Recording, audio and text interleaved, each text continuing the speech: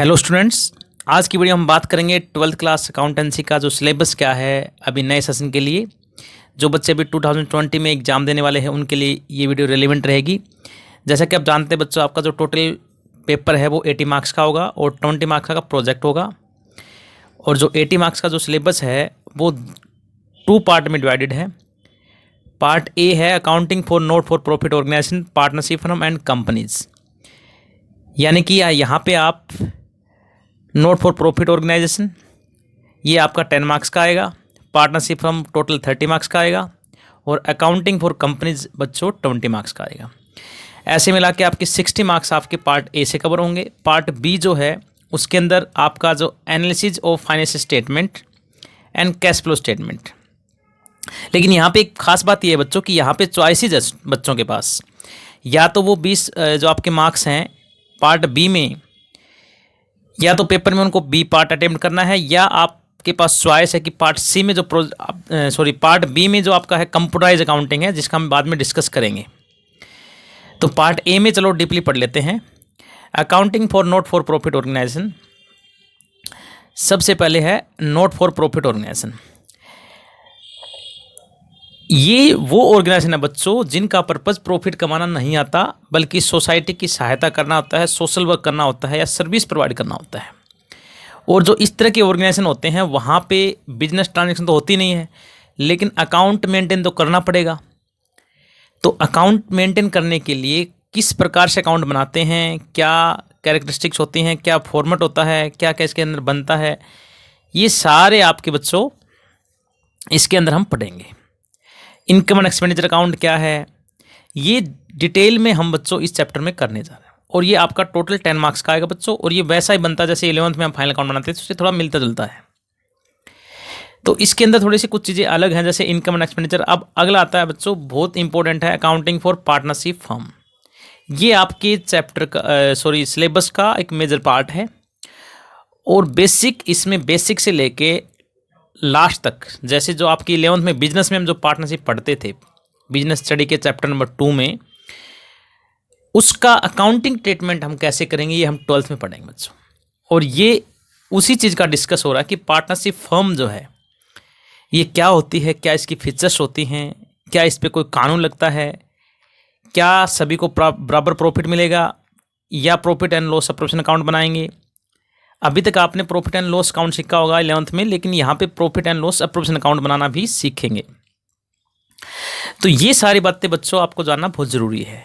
Actually किसी भी बच्चे के लिए सिलेबस को जानना बहुत ही ज़रूरी होता है, अगर उसको डीपली नॉलेज लेनी है, एनालिसिस लेना है, अच्छे मार्क्स लेने हैं। और यहाँ पे हम जो पार्टनरशिप आपका जो अकाउंट्स बनाएंगे, यहाँ पे आपके काफ़ी चैप्टर आएंगे बच्चों, जिसमें हम बेसिक से लेके आगे तक, जैसे पार्टनर रिटायरमेंट होता है वहाँ तक हम पढ़ेंगे, इवन उसकी डेथ हो जाती है तब तक हम अकाउंट कैसे बनाते हैं, या किस किस टाइम जैसे क्या अफेक्ट पड़ता है, वो सारी हम इसमें पढ़ेंगे। जैसे सबसे पहले नया पार्टनर आएगा, इसके बाद क्या है कि जैसे गुडविल है आपके सामने दिखाया, तो गुडविल क्या है, बैलेंस शीट में इसको शो कैसे करते हैं। और 12th में इसका अकाउंटिंग ट्रीटमेंट सीखेंगे हम, जो 11th की तरह नहीं बच्चों की नॉर्मल एक हमने दे दिया, जैसे इसमें एवरेज प्रॉफिट मेथड क्या रहेगा, कैपिटलाइजेशन मेथड से गुडविल कैसे निकालेंगे, ये सारे बच्चों हम सीखेंगे। शिप फर्म का अब आएगा बच्चों आपका रिकंस्टिट्यूशन एंड डिसोल्यूशन।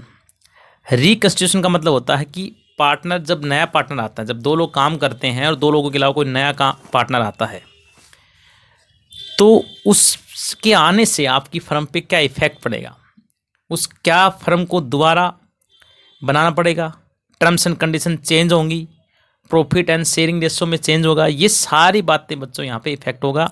या कई बार पार्टनर की किसी की डेथ हो जाती है तो भी हमारे फर्म पे इफेक्ट पड़ता है, तो उसको हम बोलते हैं डिसोल्यूशन ऑफ पार्टनरशिप फर्म।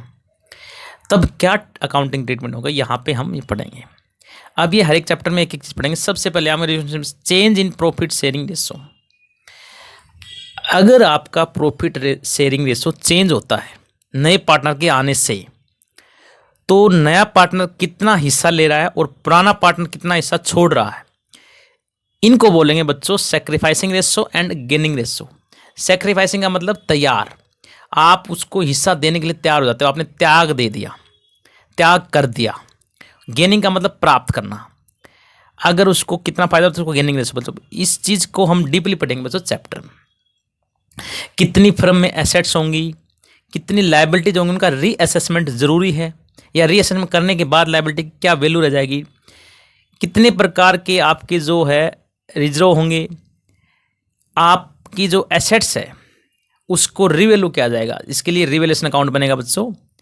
उसके बाद एडमिशन ऑफ पार्टनर में हम क्या करेंगे, उसका इफेक्ट क्या पड़ेगा। जब पार्टनर्स फर्म में आएगा तो प्रॉफिट एंड लॉस बदल जाएगा और गुडविल का ट्रीटमेंट होगा बच्चों। और ये ब्रैकेट में आपको दे रखा होगा, treatment of goodwill as per AS 26, मतलब जो गुडविल का हम ट्रीटमेंट करेंगे ना बच्चों, वो अकाउंटिंग स्टैंडर्ड 26 के अनुसार कैसे होगा, पुराने पार्टनर में कैसे बांटा जाएगा, और जितनी भी एसेट्स फर्म में हैं, लायबिलिटीज़ हैं, उसका रीअसेसमेंट कैसे होगा, एसेट्स की रीवैल्यूएशन कैसे करेंगे हम, ये सारी बातें इस चैप्टर में पढ़ेंगे। देन आफ्टर बच्चों आता है retirement and death of A partner. जब पार्टनर कहते हैं ना हर एक चीज़ का एक टाइम होता है, तो ठीक इसी प्रकार से पार्टनर्स का भी एक टाइम होगा, कितने दिनों के बाद वो काम में उसके एफिशिएंसी में कमी आ जाएगी, या यूं कहे कि और किसी रीज़न से, बाकी पार्टनर को सहमति से या किसी भी एक कानून की कंडीशन के अनुसार, लॉ के अनुसार अगर उसका हम रिटायरमेंट करते हैं तो हमारी फर्म के ऊपर क्या प्रभाव पड़ता है, ये हम यहाँ पे हम पढ़ेंगे। ठीक उसी प्रकार से जैसे गुडविल का भी हम ट्रीटमेंट करेंगे, थोड़ा सा तरीका बदल जाएगा बच्चों। जैसे आप एडमिशन के टाइम भी सेक्रीफाइस गेनिंग निकालेंगे, यहाँ पे भी सेक्रीफाइस गेनिंग निकालेंगे, वहाँ पे भी गुडविल का ट्रीटमेंट होगा, यहाँ पे भी होगा, यहाँ पे भी आपके फाइनल अकाउंट या लोन अकाउंट, रिटायरमेंट अकाउंट बनाए जाएंगे, और वहाँ पे बनाते हैं। लेकिन आपका डेथ में थोड़ा सा चेंज हो जाता है, तो यहाँ पे एक नया अकाउंट खोलते हैं, जिस अकाउंट को बोलते हैं बेटा एग्जीक्यूटर अकाउंट। जब आदमी है ही नहीं, उसकी जगह आता है, उसका एग्जीक्यूटर अकाउंट बनाएंगे डेथ के केस में। ठीक है बच्चों, तो ये जो सारे छोटी छोटी हम आउटलाइन देने की कोशिश कर रहा हूँ सिलेबस में, जो आपके लिए जाना बहुत ज़रूरी है। देन आफ्टर हम बात करते हैं dissolution of A partnership firm. इसका डिजोल्यूशन का मतलब क्या होता है, पार्टनरशिप फर्म का डिजोल होना मतलब खत्म होना, एक तरह से उसकी एंटिटी खत्म हो जाएगी। उसका मीनिंग क्या करेंगे, जितने अकाउंट्स होंगे, जैसे फर्म ही नहीं रही तो उसका अकाउंट का सेटल कैसे करेंगे, किसको कितने पैसे देने हैं, कैश में देगा या बैंक में आएंगे पैसे, कैसे आएंगे, ये सारी बातें का इस चैप्टर में हम डिस्कस करेंगे।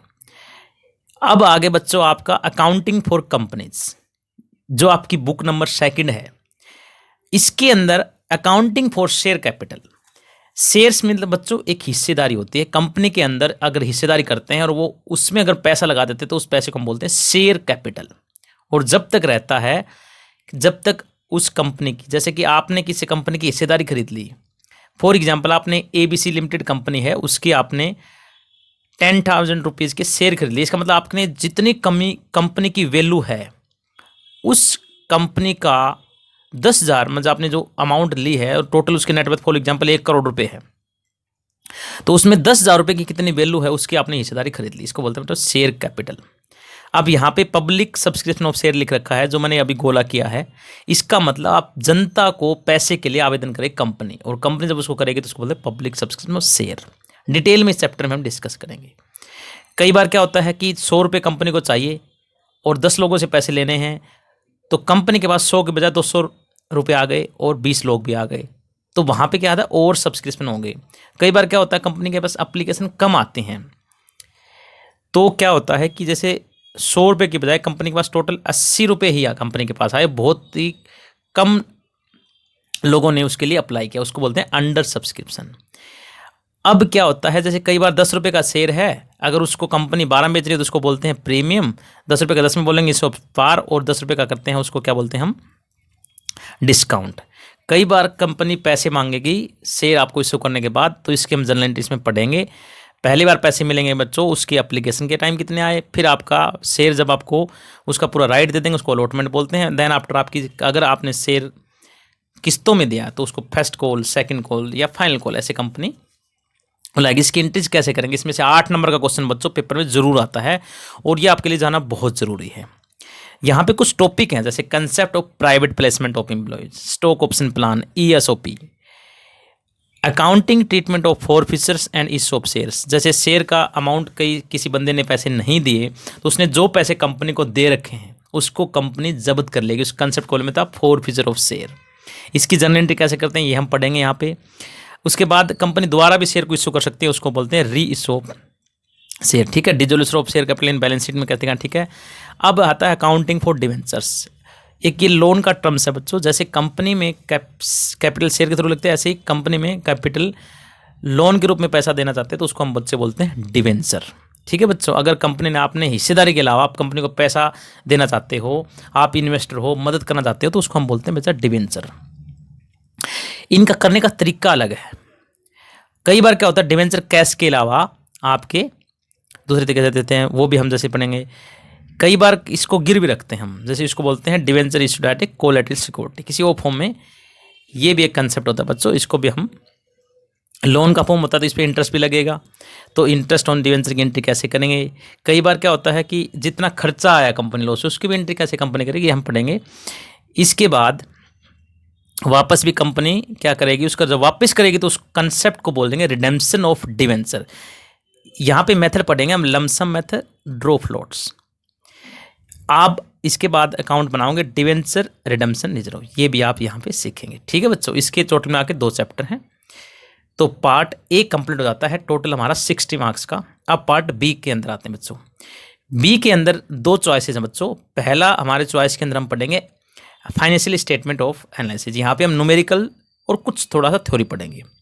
जनरली बच्चे इसको अडॉप्ट करते हैं, फॉलो करते हैं, क्योंकि आगे जाके अकाउंट में काम आती है, इसलिए हम इस वाले चॉइस को ज़्यादा कंसिडर करते हैं, ज़्यादा इसको पसंद करते हैं।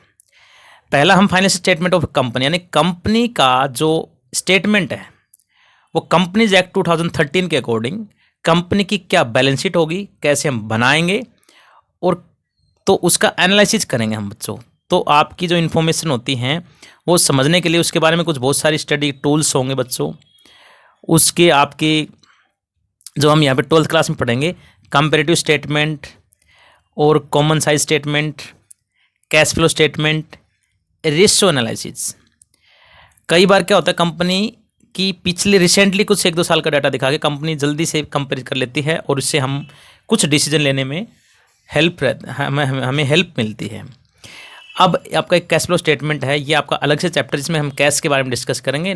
It's not like a cash book, जो आप 11th क्लास में कैश बुक पढ़ते थे वैसा नहीं, ये अलग है। कंपनी का cash flow, movement of cash की बात कर रहे हैं। इसके बाद रेशियो एनालिसिस है कंपनी का, कि कुछ ऐसे टेक्निक्स होते हैं, जैसे आपने शेयर मार्केट में देखा, कुछ ग्राफ्स ऐसे होते हैं जिससे हमें पता लगता है कंपनी की वैल्यू क्या है। ठीक इसी प्रकार के रेशियो का मतलब कंपनी न्यूमेरिकल टर्म्स में अगर कंपनी को हम जानने की कोशिश करें कि अभी कंपनी में क्या है, क्या किसी को देना है, तो उसको हम रेशियो एनालिसिस बात करेंगे। यहाँ पे बहुत सारे प्रकार के रेशियो होते हैं आपके, लिक्विडिटी रेशियो, सॉल्वेंसी रेशियो, कि कंपनी क्या एबिलिटी को चेक करना। एक तरह से ये कहेंगे कि कंपनी की भाई इस टाइम पैसे कितने दे सकती है, कंपनी ने कितना उधार ले रखा है, कितने को उधार देगी कंपनी, या इसको देने की एक प्रोबेबिलिटी क्या है, क्या कंपनी में हमारा पैसा लगा डूब जाएगा नहीं डूब जाएगा। ये हम रेशियो की मदद से कुछ हद तक जान सकते हैं। ये सारे बच्चों हम इस वाले चैप्टर में पढ़ेंगे।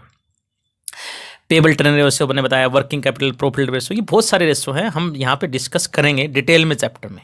ठीक है बच्चों, ये आपका चैप्टर था, एक मैंने आउटलाइन दिया है सिलेबस का, इसके अंदर ये चैप्टर था और उसके करेंगे।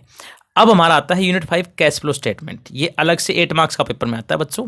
इसका मीनिंग क्या है, और ये अकाउंटिंग स्टैंडर्ड 3 रिवाइज्ड, इसके अनुसार एक फॉर्मेट दे रखा है बच्चों।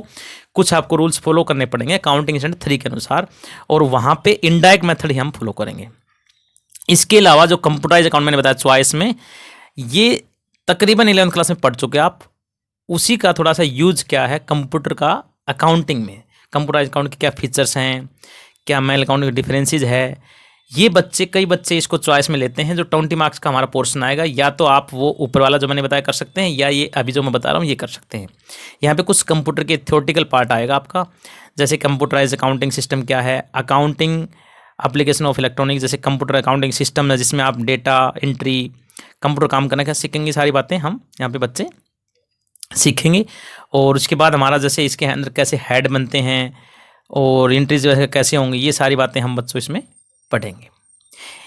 इसके बाद जैसे हमारा आता है डाटा बेस मैनेजमेंट सिस्टम, इसमें भी सारी थ्योरेटिकल है पोर्शन। ये था बच्चों आपका सिलेबस 12th क्लास के लिए। 20 नंबर का हमारा प्रोजेक्ट आएगा। अगर वीडियो अच्छी लगे तो इसको ज़्यादा से ज़्यादा शेयर करिए। Thank you so much.